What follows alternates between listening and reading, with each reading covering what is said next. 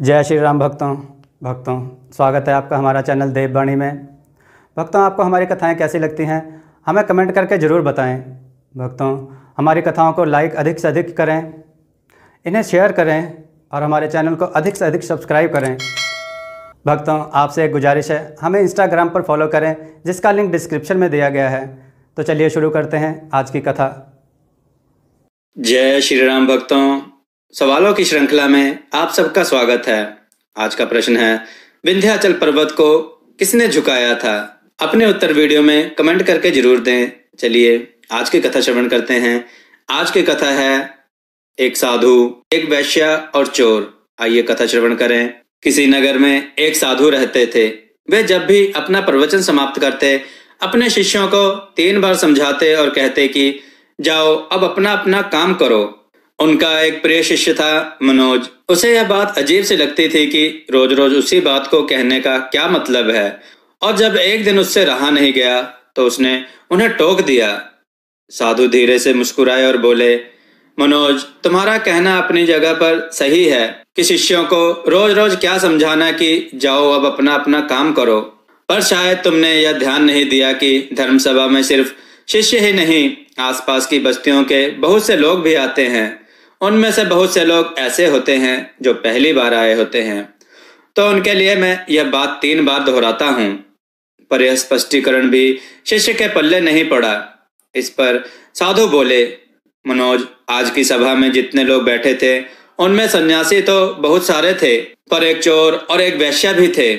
कल तुम ऐसा करना कि किसी एक सन्यासी उस चोर और वैश्या से जाकर मिलना और उनसे पूछना कि मेरी बातों का उन्होंने क्या अर्थ ग्रहण किया।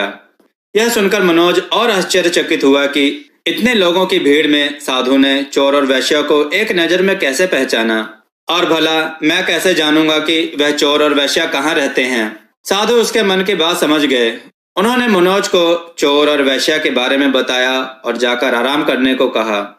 मनोज ने जैसे तैसे उत्सुकता में वह रात काटी और अगले दिन सुबह सुबह तहकीकात के लिए निकल पड़ा। सबसे पहले वह एक सन्यासी के घर पहुंचा जो साधु की सभा में नियमित रूप से आता था। मनोज ने उससे पूछा, रात्रि सभा में साधु ने जो आखिरी वचन कहे थे कि अब जाकर अपना अपना काम करो, आपने उससे क्या सीखा? इस पर वह साधु बोला, इसमें सीखने वाली क्या बात है? साधु का नित्य कर्म है शाम को ध्यान, अल्प भोजन और विश्राम। मैंने कल भी वही किया। मनोज को पता था कि साधु से उसे यही उत्तर प्राप्त होगा, अतः वह मुस्कुराया और चोर के घर की ओर चल पड़ा। पूछते पूछते वह चोर के घर पहुंचा। चोर उस समय सो रहा था। उसे उसके घर वालों ने जगाया और बताया कि साधु के शिष्य मनोज उससे मिलने आया है। यह सुनकर चोर चौंक उठा और हाथ जोड़कर मनोज के सामने हाजिर हो गया। मनोज ने अपना सवाल दोहराया।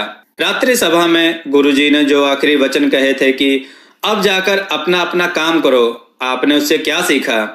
चोर विनम्र शब्दों में बोला, महाराज, गुरुजी तो अंतर्यामी हैं, इसलिए आपसे क्या छिपाना। मैं कल रात पहली बार गुरुजी की सभा में गया और उनके प्रवचन सुने। मेरा तो जीवन सफल हो गया। गुरुजी के प्रवचन सुनने के बाद मैं उनके कहे अनुसार अपने काम में यानी चोरी करने निकल पड़ा, और कल इतना तगड़ा माल हाथ लगा कि अब आगे मुझे चोरी करने की जरूरत नहीं पड़ेगी। अब मैं अपना जीवन आराम से काट सकूंगा। चोर की बात सुनकर मनोज हैरान रह गया। वह वहां से उठा और वैश्या के घर की ओर चल पड़ा। वैश्या मनोज को देखते ही पहचान गई। उसने मनोज को प्रेम पूर्वक घर के भीतर बुलाया और उनके लिए जलपान लेकर आई। जलपान ग्रहण करने के बाद मनोज ने वैश्या के सामने भी अपना सवाल दोहराया। यह सुनकर वैश्या बोली, महाराज, गुरुजी ने अपने प्रवचन के अंत में कहा कि जाओ अपना अपना काम करो। सो प्रवचन के बाद मैं अपने घर आई और अपनी नाच गाने की महफिल सजाई, लेकिन गुरुजी के आशीर्वाद से कल के जैसी महफिल तो कभी नहीं सजी। कल मेरी महफिल में कई बड़े बड़े राजे महाराजे पधारे। उन लोगों ने प्रसन्न होकर इतना धन धान्य मुझे दिया कि अब मुझे धन के लिए यह कर्म करने की आवश्यकता ही नहीं पड़ेगी।